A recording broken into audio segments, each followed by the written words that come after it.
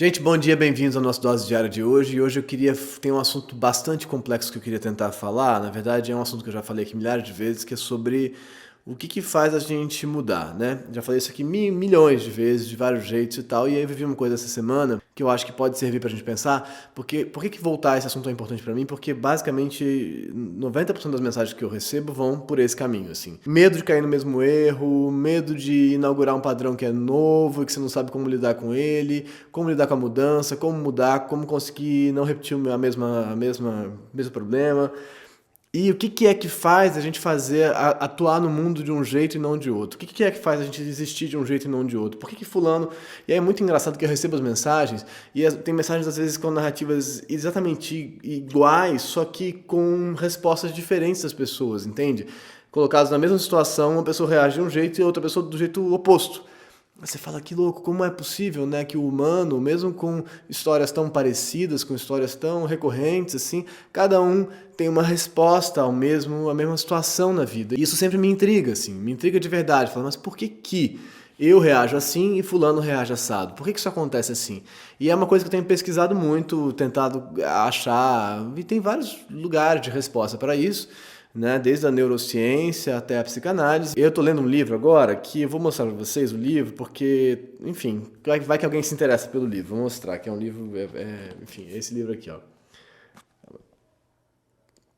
Tá, então, é um livro de psicologia, é um cara, ele é canadense na verdade, mas ele fica tentando entender por que é que a gente responde, atua e age de uma determinada maneira, interpreta as situações no mundo de uma determinada maneira e não de outra, por que tem tanta diferença entre o jeito que a gente entende ou explica as coisas racionalmente e como a gente atua. Então ele faz uma distinção grande entre o que é o entendimento racional, lógico e tal, e o que é o entendimento do significado afetivo das coisas, do significado simbólico das coisas, e ele vai tentando mapear isso.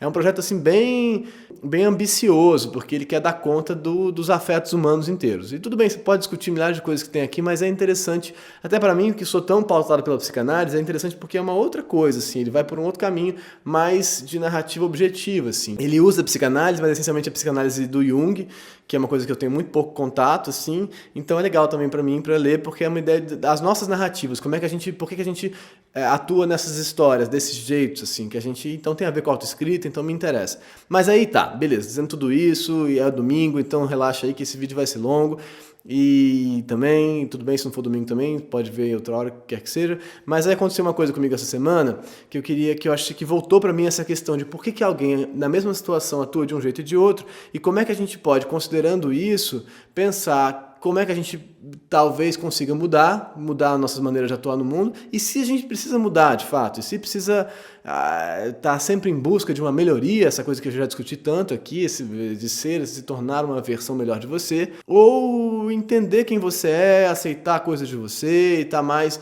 apaziguado com a tua natureza, assim. O que é essa ideia de natureza? Estamos falando de genética, estamos falando de criação, e aí tem a epigenética, não sei se vocês já ouviram falar da epigenética, que é um negócio maravilhoso, que é uma releitura da genética, de como que o ambiente modifica as nossas cargas genéticas de um jeito radical, as nossas experiências modificam, ativam ou desativam programações genéticas, que eu adoro a coisa da epigenética, não sei se vocês já... Vou botar um vídeo aí embaixo também sobre a epigenética, tem vários, milhares, mas... botar algum só para alguém que tenha curiosidade. Mas bom, vou contar o que aconteceu e aí a gente pensa um pouco sobre isso, tá bom? Vamos lá? Vamos.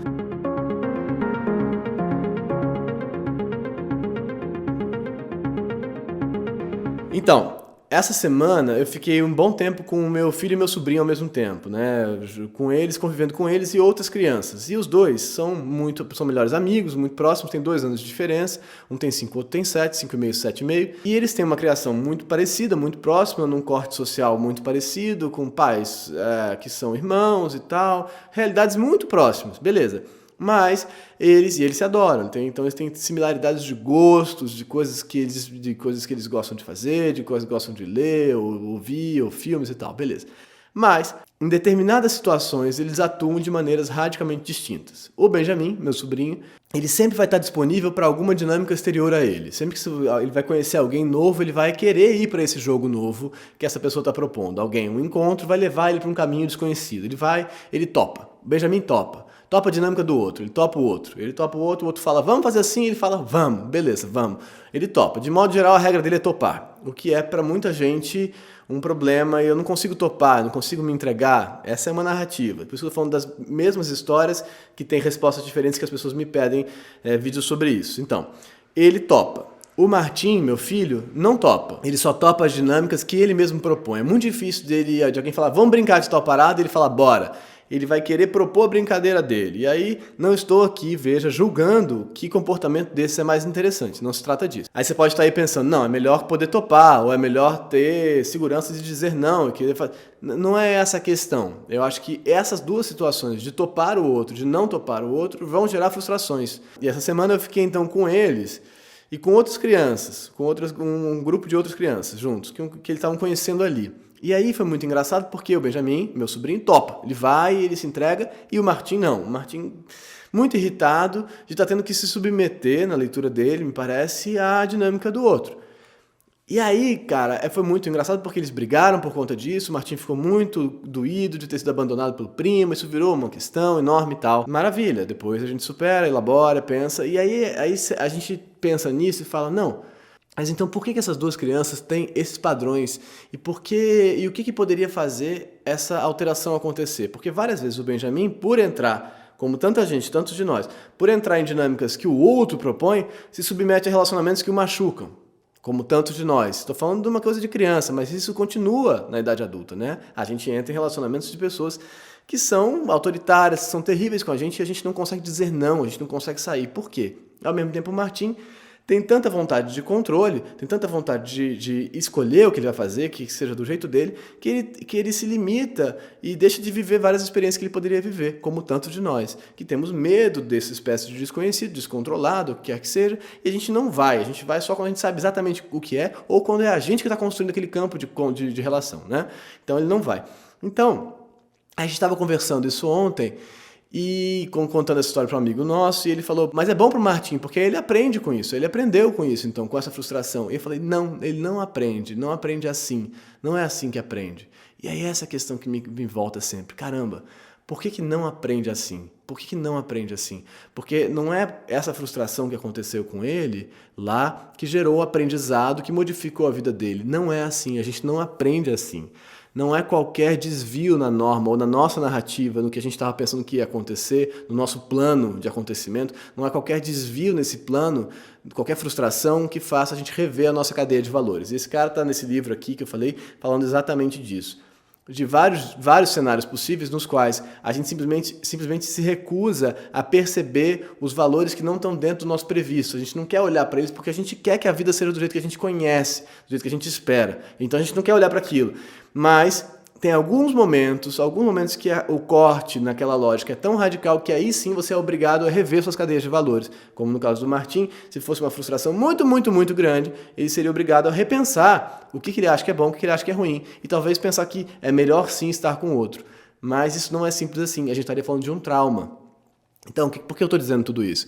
Para dizer que em alguma análise, em algum sentido, talvez a modificação dependa do trauma radical mesmo, porque senão a gente continua repetindo os nossos padrões de afetos conhecidos, de narrativas conhecidas, de maneiras que a gente entende que vão funcionar para a gente ser feliz.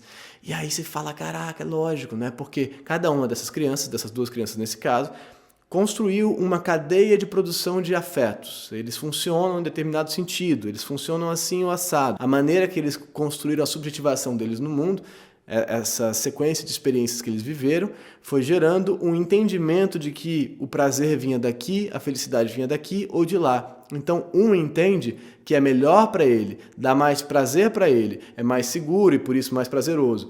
Enfim, melhor de alguma maneira estar num campo que ele domina, que ele controla as regras. O outro entende que ele vai ter uma recompensa, um prazer nesse sentido, estando num campo que é proposto pelo outro, por estar com o outro, porque estar com o outro parece ser um valor mais importante do que qualquer coisa. O outro é mais importante do que o si mesmo nesse sentido, por mais que ele se estrepe depois. E aqui o si mesmo parece ser mais importante do que o outro. O outro tem que estar dentro do meu si mesmo, né? Dizendo assim. E eles não conseguem alterar essa coisa, porque essa é a maneira como eles organizaram a estrutura de valoração deles, de entendimento do que é bom e do que é ruim. Não no sentido racional, não estou falando disso. Eu posso explicar para o Martim que isso não é bom, que é bom para ele experimentar outras coisas. Ele vai entender, ele vai falar, tá bom, tá bom. Ele não consegue, porque as inscrições nele estão dadas num sentido muito primário, muito anterior, que mostram para ele, essas inscrições, que ele deveria se encaminhar para cá, que o familiar é para cá, que o bom é para cá, que o bom é o domínio, que o bom é a segurança, como tantos de nós. E não adianta você repetir para você mesmo, eu tenho que me jogar em experiências novas, eu tenho que tentar viver esse amor, eu tenho que tentar viver essa paixão, porque você simplesmente não vai conseguir fazer isso, porque o seu afeto está estruturado de um outro jeito. E aí a gente chega num problema que é, então, a gente precisa de um trauma para revirar isso. Outro dia eu perguntei isso para o meu analista, mas as pessoas são capazes de mudar? Você acha de fato que as pessoas são capazes de mudar? E aí ele falou, olha, depende, acho que é muito complexo isso, acho que depende e tal. Às vezes essas pessoas precisam de traumas muito radicais para conseguir fazer mudança na estrutura delas mesmas, na estrutura, na maneira como elas experimentam as coisas. Elas mudam ideias, elas mudam opiniões, elas mudam maneiras de se relacionar com tal conteúdo e tal, elas aprendem coisas, mas mudar a estrutura afetiva e simbólica primária é muito difícil de mudar. Aí ele falou, você precisa às vezes de um trauma, de um raio caindo na sua cabeça para que aquilo se reconfigure, para que essa ligação que foi sendo feita desde a sua primeira infância de como que os afetos funcionam, seja como que reestruturada. Seus neurônios deem um curto-circuito e eles possam se religar de outro jeito. O trauma, né? A noção de trauma. Por isso que às vezes um trauma na idade adulta faz voltar uma coisa que está lá na infância, como se ele religasse essa coisa que está ali guardada. E é muito interessante pensar isso. A outra opção que tem, e aí isso me faz pensar numa ideia que é um pouco tensa, assim, que é falar, não, então não adianta nada, a gente não vai mudar, assim, a gente não tem solução pra gente, a gente vai continuar estando do mesmo jeito sempre. E aí eu chego na ideia de prática sempre, né? Eu falo, não, mas é possível estabelecer alguma mudança, mas por que é tão difícil? Por que é tão fácil, por exemplo, perceber o que você precisaria fazer e tão difícil de conseguir fazer? Por que é tão fácil de perceber o que está te infernizando na vida, te fazendo mal e tal, e tão difícil de conseguir mudar? Porque aí chega uma resposta que é, vamos dizer que você estabeleceu na sua primeira infância um código de processamento de informações e valorações. O que é bom, o que é ruim, como é que eu saio do que é ruim para chegar no bom. E aí você criou uma micronarrativa, uma estrutura narrativa de como funciona o seu afeto. É assim, então para ser feliz eu preciso encontrar alguém que me abrace. Então para isso eu preciso ir atrás de alguém que me abrace. É assim que funciona, vamos dizer.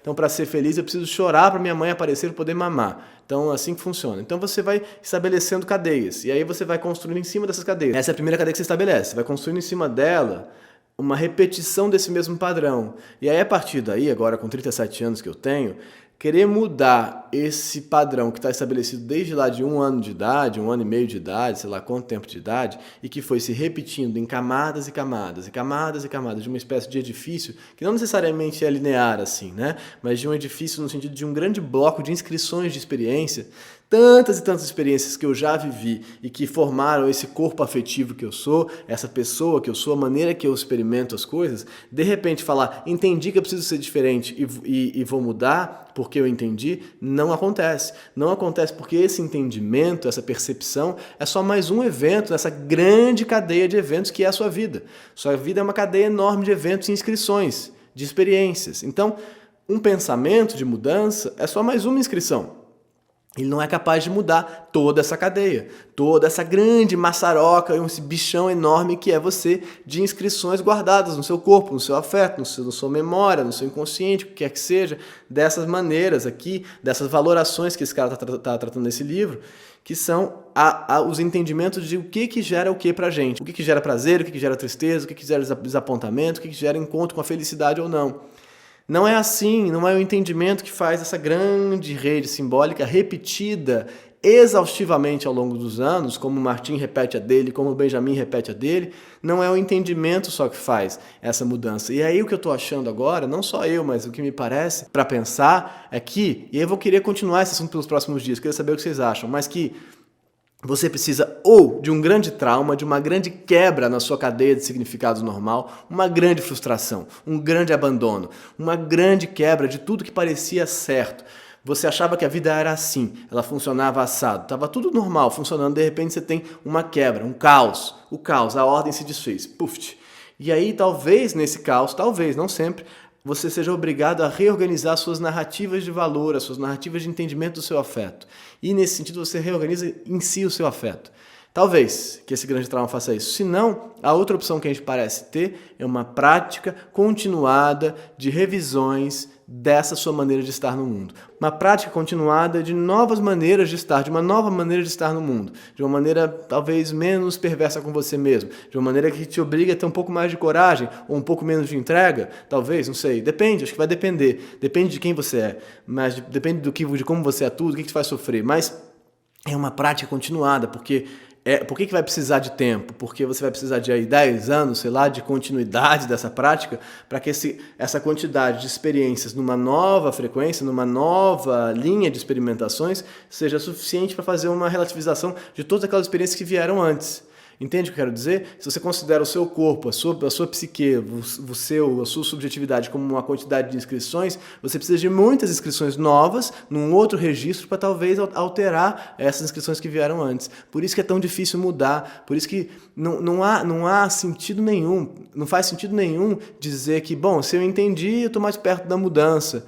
Não é assim, eu já disse isso aqui várias vezes. Sim, você está mais perto, mas o entendimento é só um momento de percepção. Não estou nem falando de inconsciente, você tem que mudar o inconsciente. Talvez, mas não estou nem falando disso. Estou falando que o entendimento, eu estou fazendo uma leitura quase matemática. O entendimento é só um evento nessa existência toda que é você, nessa prática inteira de eventos que é você desde o início. Então você vai precisar de muitos para relativizar, fazer uma outra média de um outro sujeito possível. Por isso que a gente fala, cara, exercite o desapego, exercite a calma, exercite a gratidão, essa história toda.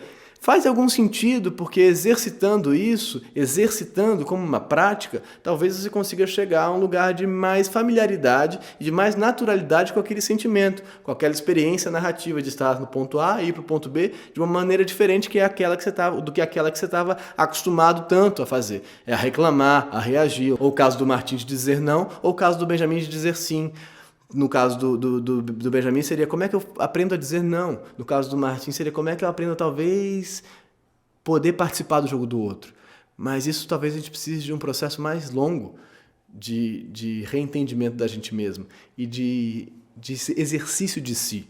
De exercício de si mesmo em outros sentidos. Percebe como é complicado, me parece, isso tudo?